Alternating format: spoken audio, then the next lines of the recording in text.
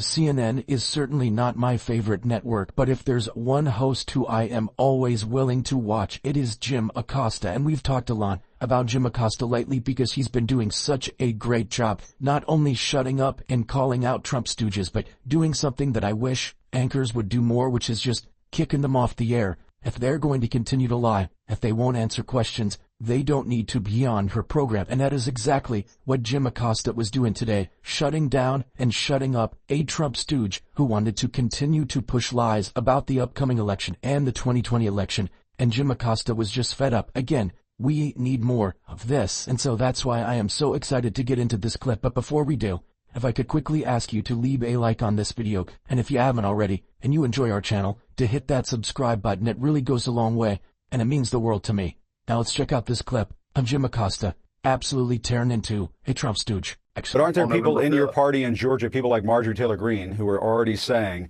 that this upcoming election is being stolen? Do you agree with that? Look, I believe that we have taken tremendous steps to secure the 2024 election. We have a historic number of lawyers working in our election integrity program. We've had great laws passed by our General Assembly, signed into law by Governor Kemp.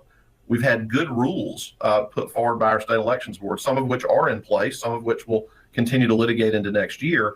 But this election is not going to be 2020. This election is going to be, I believe, an orderly election and an election that in the end people can have confidence in. If it's a really close election like 2020, which was the closest election in my lifetime, then we'll deal with those issues after Election Day once we see what the results are. Josh, and we compile information from our poll watchers. Here's how former President Donald Trump dealt with the aftermath of the 2020 election. Here is some sound of him speaking with Brad Raffensperger, the Republican Secretary of State, in the days after the 2020 election.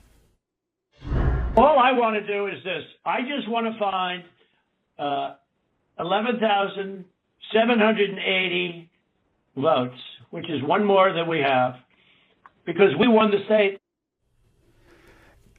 Josh, wasn't it in fact the former president who was trying to pull a fast one in that election? Absolutely not. What he was talking about in that call were allegations that were made about people that were allowed to vote that should not have been allowed to vote under Georgia law. And again, you know, I'm here to talk about the 2024 Josh, election. that's not what happened there. About the 2020 election. He said in that soundbite there, Josh, he said he wanted one more vote than what he needed. With mischaracterizing what was said on the phone call. Josh, what he said on the phone call. Look, I mean, we can. Why did he say that? Why did he say he wanted one more vote than what he needed? What he said is that he wanted an investigation into the allegations that he had made about felons voting, about people who had moved out of state voting, about people who had moved out of county. No, that's not what happened.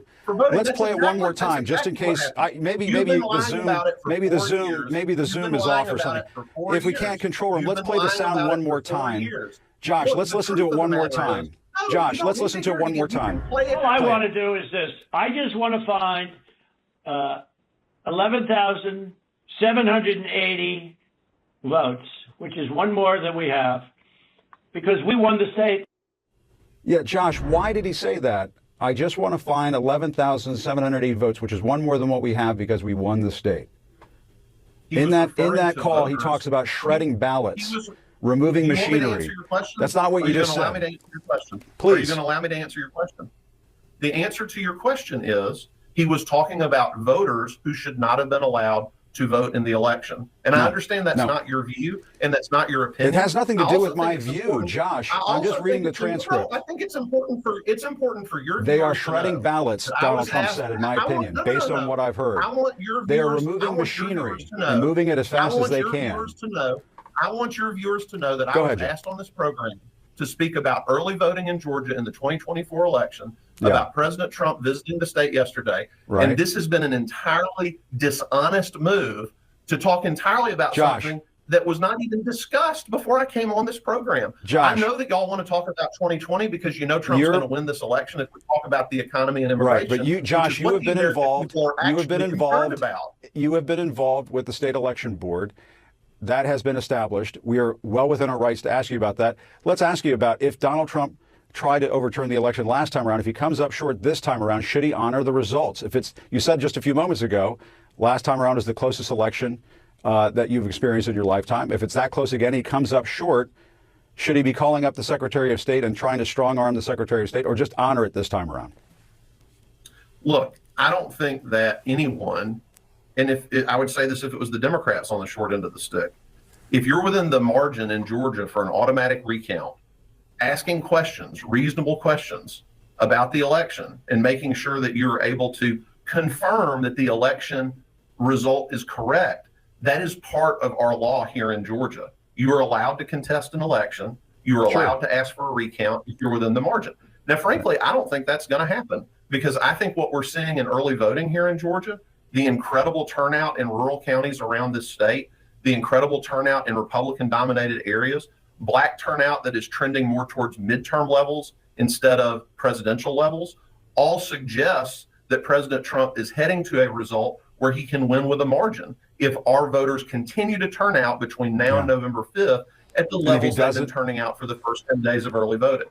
If he doesn't, will you trust the results this time around and accept them and move on?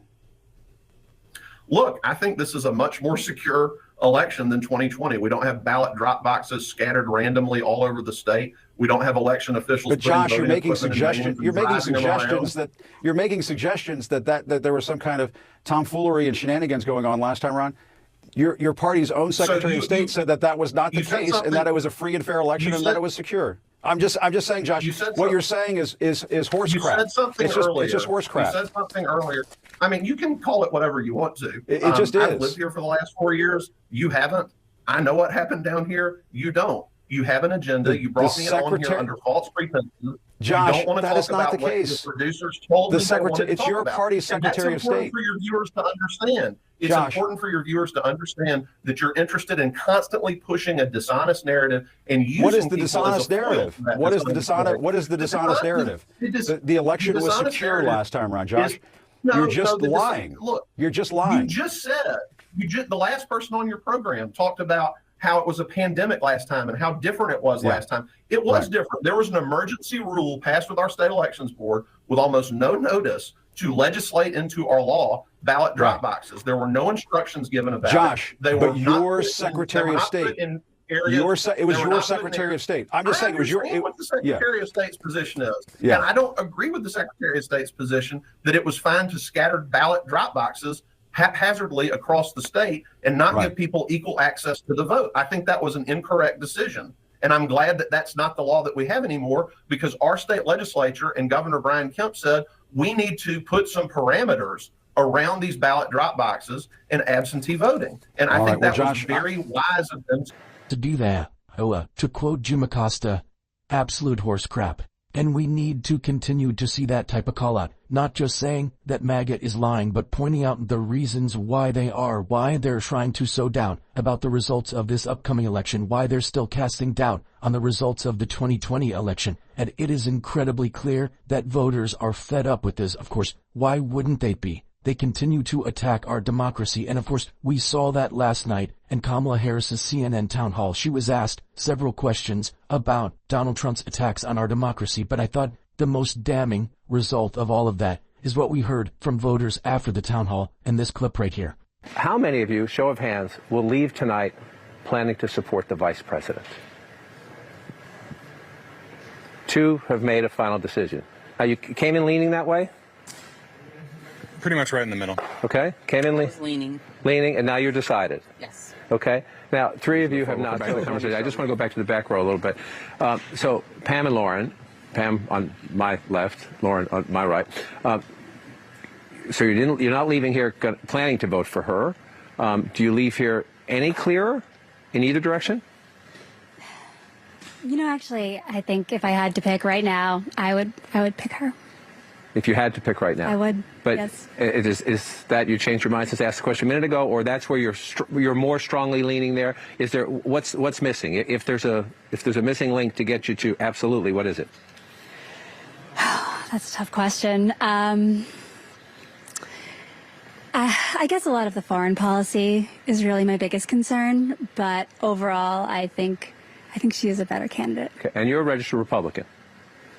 I'm an independent. You're an independent now? Yes. Who'd you vote for in 2020?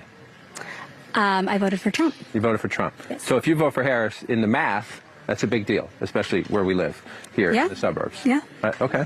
All right. We'll come back to that as well. Republican voters have had enough. Not only are they moving from Trump to Kamala Harris, and that is an incredibly important electoral win for Kamala Harris, but it's also showing that she's bringing the country together.